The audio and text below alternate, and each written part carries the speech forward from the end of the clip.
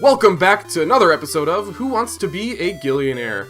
I'm your host, Schoolistipated, and like always, before we get started, if you want to apply to be on the show, there's an application to be on the show. I've recently redone it, so if you've applied before, just go ahead and apply again. It's the way to do it, and it's what you want to do. Brainwashing, Jedi mind trick. But let's go back to our current contestant, who's on question number 15, Drake Eshleman. How you doing? I'm doing pretty well. Are you getting nervous? I'm nervous, yeah. The questions have not been as blatantly obvious as some of the first ones, so we're gonna probably see some hard stuff soon. Maybe we'll get to one that'll trip you up soon. I'd hope not.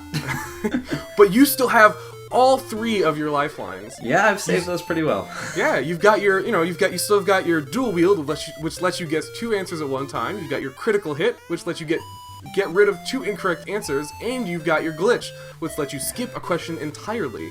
Yeah, I'm pretty happy about that. So you've got 10 more questions for 1 million gil. All you have to do is answer 10 questions. Yeah, that's so easy. It's not hard, right? Absolutely not. Alrighty, so let's see if you can get this next one correct. Question number 15, worth 5,000 gil. In the game Persona 3, what are the gun-like devices that characters put to their heads to summon their personas? Are they called initiators, B, evokers, C, harbingers, or D, agitators? So, this is pretty cool because the amount that I know about Persona 3 is about 0. So, I had you there for a second. You did. I was just like, oh wow, this guy knows a lot about video games. I told myself going onto this that I would play this very strategically, and I have a wild guess. That wild guess is harbingers. I don't even know how to say the word. Harbinger. Whatever. Harbingers. That's my wild guess, but having never seen, played, really heard of anything but the name of Persona 3, I can't give a good guess for this.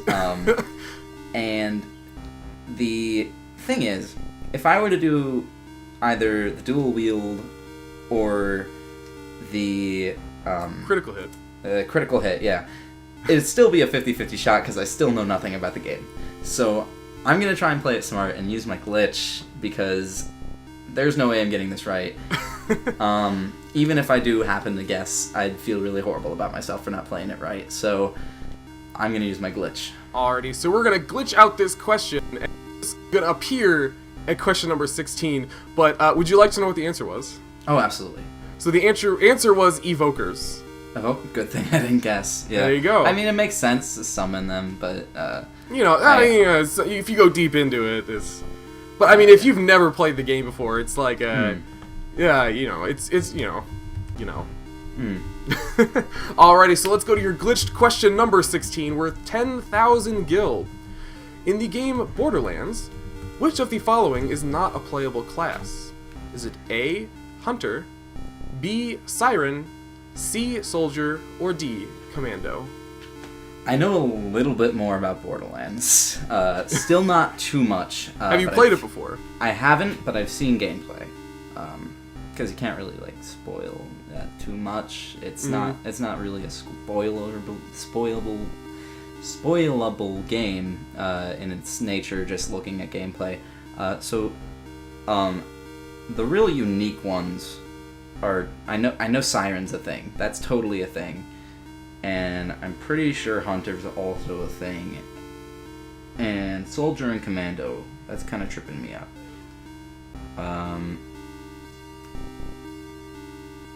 I want to say it's just Soldier, because that's like the generic thing they'd put in there, but then again, it's Borderlands. Borderlands is weird. They might put something like Commando in there. And all of these people who have played Borderlands are yelling at me right now. That's how this show works. Absolutely. Really. I've yelled at the screen so many times, and now I can already hear the yells coming from all over the world. So you're stuck between Soldier and Commando. What sort of, are you right in the middle, or are you like... I'm leaning towards Commando not being the playable class, but the thing is, if I use my 50-50 right now, there's a very good shot. There's a wild possibility that Soldier and Commando are going to be the two answers left, right? So I create these beforehand, so I forgot what it was. Yeah, so I'm gonna play it really safe. Alright. Use my dual wield, and my two answers, because, I mean, Soldier and Commando are similar enough that, like, I feel like they wouldn't put both of those in the same game. So, I'm gonna use my dual wield, and I'm gonna say first answer Commando, and my second answer is Soldier. Alrighty. So, I'm gonna ask you, what is your favorite weapon to dual wield? Oh. I mean, can I have two different weapons? Sure. Alright, so, obviously, I'm gonna have some sort of, like, sword in one hand. You have to stay traditional, and then, I'm gonna put a yo-yo in the second hand. A yo-yo? Oh, going yo-yo. Ness on us. Oh, absolutely. Or Star Tropics. Or Star Tropics. Oh, Star Tropics. Oh my god, I love that yeah, game. That was also like, a thing. Oof, I grew up with that game. Yeah, absolutely. Alrighty. I can tell you that C, Soldier, is incorrect. Alright. And D, Commando, is correct. Alright. So your dual wield paid off. It did. Commando is actually a class only in Borderlands 2. Alrighty, going on to question number 17, worth 15,000 gil. What is the name of the first Your Sanctuary zone in EarthBound? Is it A, Giant Step, B, Milky Well, C, Lilliput Steps, or D, Rainy Circle? So, as I stated last episode, I am a big fan of the Super Smash Bros. Series as a whole, and having played Melee very seriously for a while, I was always one of those people who was like, Ness, who is that? So, obviously being the inquisitive person I am, I looked up, the games, looked up, the whole entire EarthBound Mother series, and I'm not gonna say that I'm not gonna say I'm one of those people who emulated them, but I'm gonna say that I have played the games. They were fantastic, and that's about it. I do love RPG games like that, and it's one of them. It's one of the greatest RPGs I've played. It's one of the few games that was like really right here. All the feels, man. Yeah. All the feels. And so the first Sanctuary Zone is it's the Giant Step. I'm like 99% sure about that because it's yeah. It's yeah. Yeah. That's yeah, the first one. The first one is the Giant Step. I'm visualizing it. And Visualizing. It's yeah, absolutely. I can see the screen in my head now, and it's the Giant Step. Is try that and your come up with final something answer? to say about that, but yeah, that's my final answer. That is correct. All right. Man, you're on question number 18. Oh my god. You're getting close to being the person that's made it furthest as of recording on Gilionaire. That makes it way worse. Now the pressure is on. The pressure is totally on. I'm not prepared for this. You've only got one lifeline too. Yeah, no, that's bad. It is. I mean, I'm sure it'll come in handy. Yeah, absolutely. So, for question number 18, worth 20,000 gil, in the N64 game Pokémon Snap, which of these areas can you not find a Pikachu? Is it A, river, B, tunnel, C, valley, or D, cave? Okay, I haven't played Pokemon Snap, and this is one of those that I've seen a little bit of gameplay footage from it. I know a little bit of trivia, just for fun. I had an N64. I never actually played the game. Couple things I know.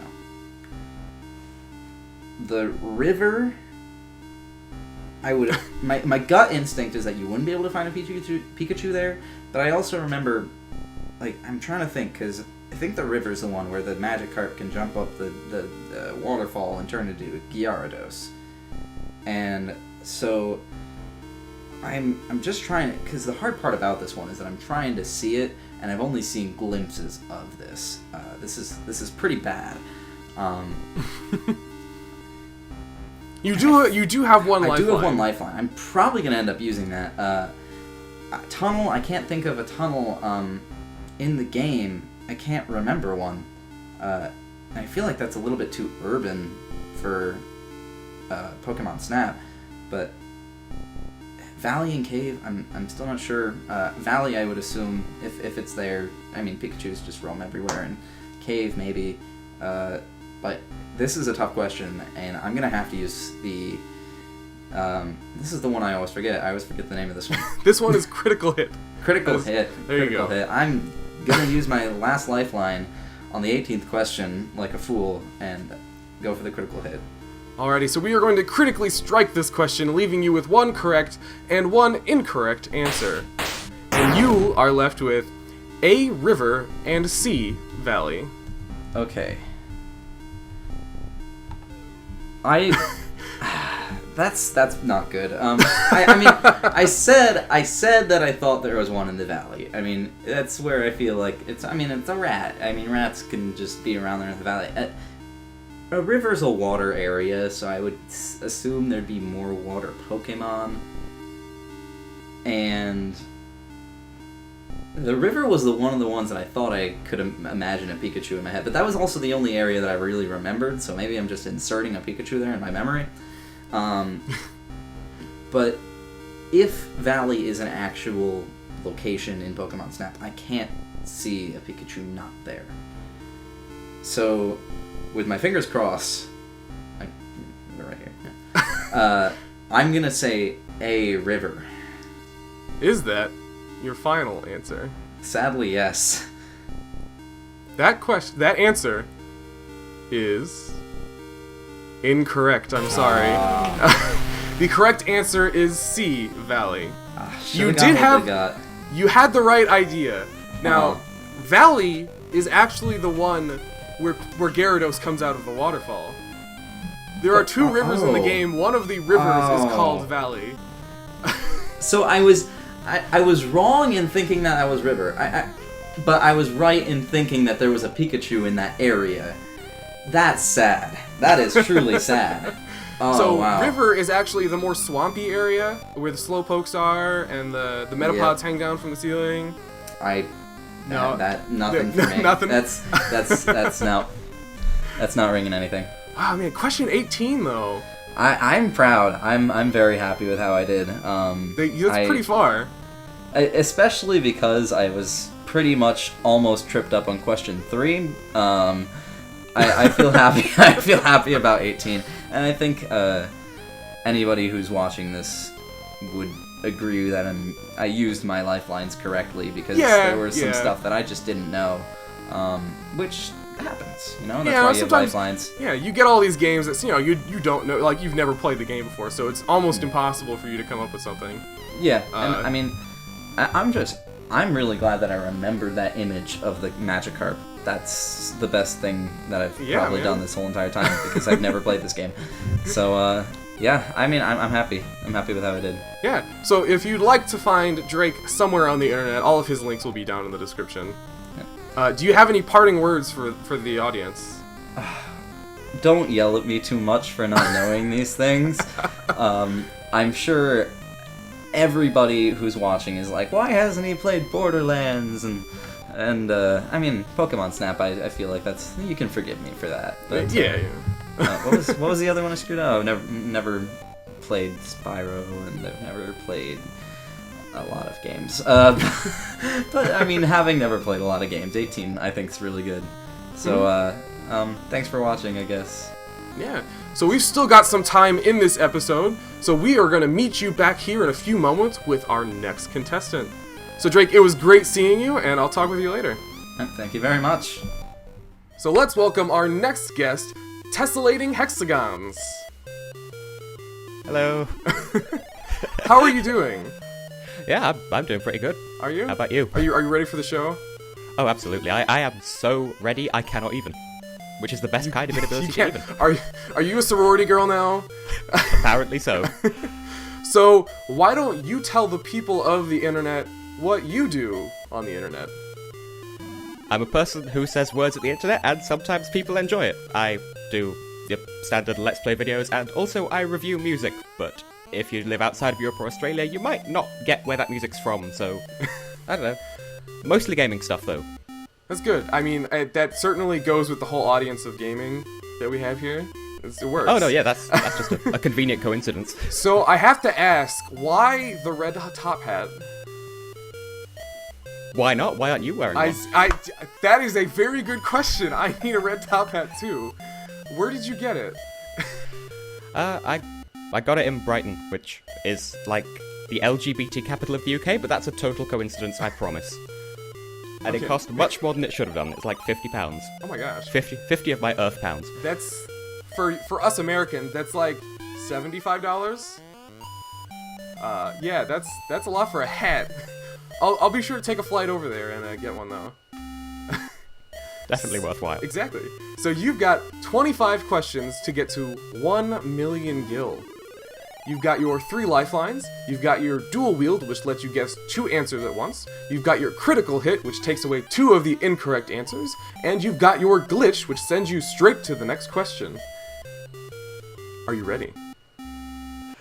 Am I ready? Yes, I'm ready! I am so ready! There we go. That's good energy. I like that. Yeah. It's fiery energy. So question number 1, worth 1 gil.